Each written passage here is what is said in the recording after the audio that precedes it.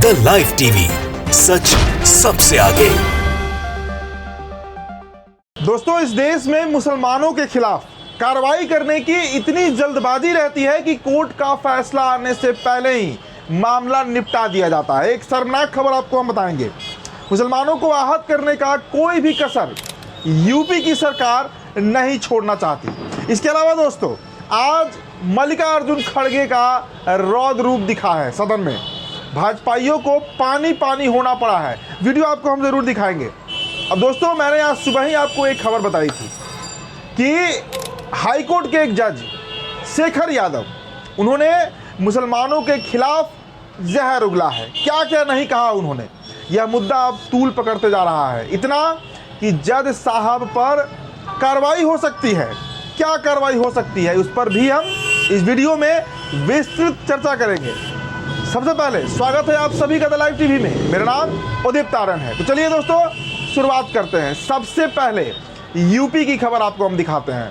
फतेहपुर में आज़ादी से पहले बनी मस्जिद को सड़क चौड़ीकरण के नाम पर, सड़क को चौड़ा करने के नाम पर जमींदोज कर दिया गया, तोड़ दिया गया। तस्वीरें आप देख रहे हैं। मस्जिद के मामले में इलाहाबाद हाईकोर्ट में 13 दिसंबर को सुनवाई होनी थी, लेकिन उससे पहले ही प्रशासन ने फोर्स लगाकर मस्जिद को ढहा दिया।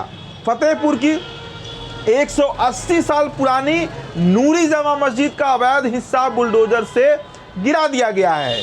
लेकिन यह अवैध कैसे, जब तक कोर्ट का फैसला नहीं आया है। यह हिस्सा रोड की जद में आ रहा था और 1 महीने पहले ही पीडब्ल्यूडी ने मस्जिद प्रबंधन को अवैध कब्जा गिराने का नोटिस दिया था।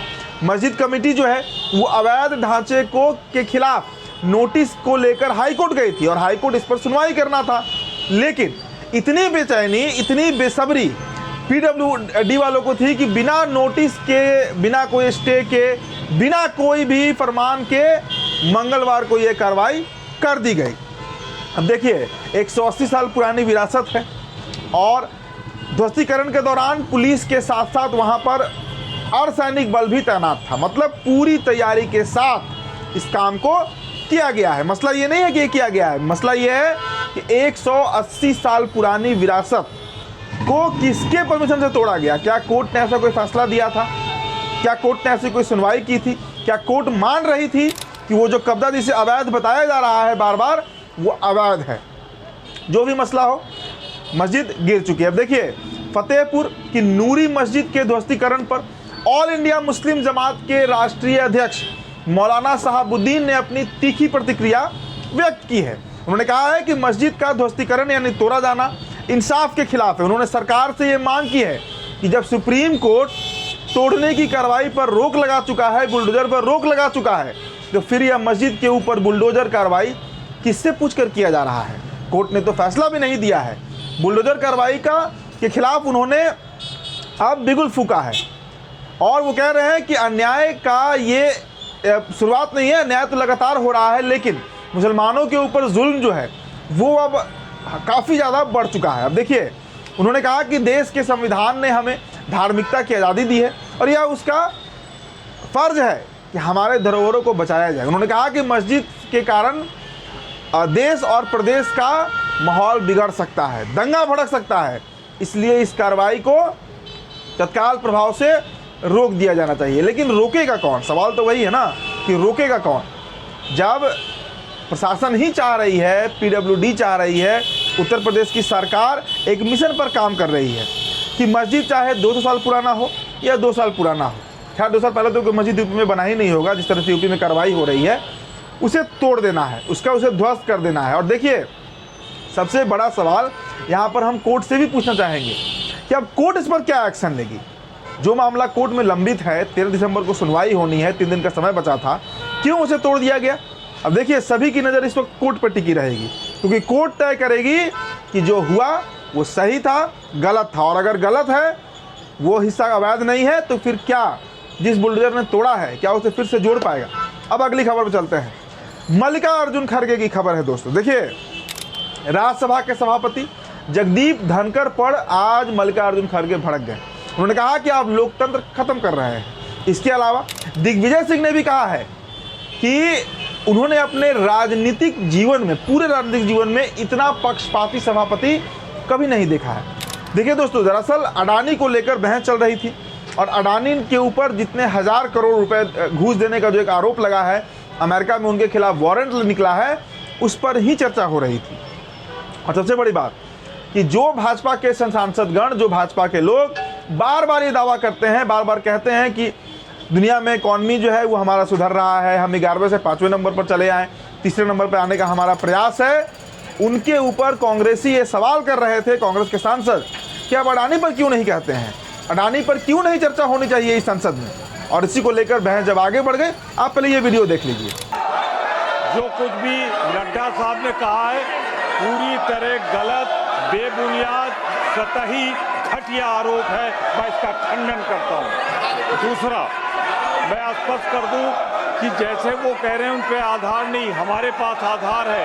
एक न्यायालय ने संज्ञान लिया है 23,000 करोड़ रुपए की रिश्वत भारतीय जनता पार्टी की सरकार को दिया गया है, इनके अधिकारियों को दिया गया है। अडानी मुद्दे पर आप चर्चा कराइए, हम अपनी बात रखेंगे और सरकार को पूरा मौका मिलेगा। इन्होंने 23,000, अडानी ने 23,000 करोड़ रुपया मोदी सरकार को दिया है, ये मेरा निश्चित आरोप है।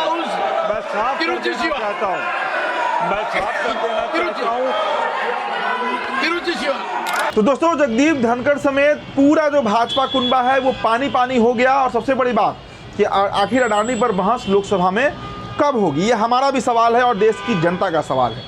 अब दोस्तों, अगली खबर आपको हम बताते हैं। जज शेखर यादव, जिन्होंने आज जिनका आज खबर हमने आपको दिखाया था, बताया था कि कैसे उन्होंने मुसलमानों पर गंदी गंदी बातें कही हैं, भद्दी बात कही गई है उनके द्वारा।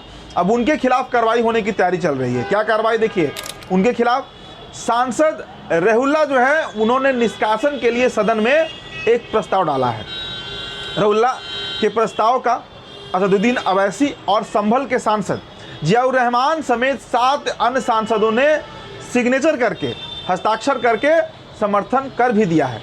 रहुल्ला को इस प्रस्ताव के लिए 100 के करीब सांसदों का हस्ताक्षर चाहिए, जिसमें वो कांग्रेस पार्टी, खड़गे, अखिलेश यादव, ममता बनर्जी जैसे जो पार्टियां हैं, जो सेक्युलर पार्टियां हैं, राष्ट्रीय जनता दल को भी उन्होंने समर्थन मांगा है उन्होंने। अब देखिए, देश की जो मुख्य विपक्षी दल है उनके पास ये प्रस्ताव भेज दिया गया है। 100 सांसदों का अगर हस्ताक्षर मिलता है तब उन जज साहब पर कार्रवाई हो सकती है। तो एक तरीके से कहिए कि मुसलमानों के असली हिमायती कौन है, मुसलमानों के असली पैरोकार कौन है, कौन उनके लिए सिर्फ बोलता नहीं है, सोचता भी है, करता भी है, वो था अब लग जाएगा। क्योंकि अगर 100 सांसद भी नहीं मिले, विपक्ष के पास आज 250 के आसपास सांसद हैं, वो अगर नहीं मिल पा रहा है वो आंकड़ा, तो फिर ये आप मान कर चलिए कि दरअसल इस देश में मुसलमानों का कोई हिमायती है ही नहीं।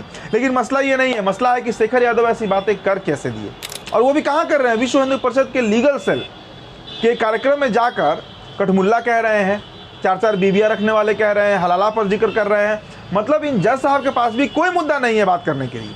और यही पर आपत्ति ये सांसद साहब ने उठाया है, जिसमें 7 सांसदों ने साइन कर भी दिया है, हस्ताक्षर कर दिया है, सिग्नेचर कर दिया है। अब 100 सांसदों का इंतजार है। तो फिलहाल इस रिपोर्ट में इतना ही। बहुत बहुत शुक्रिया।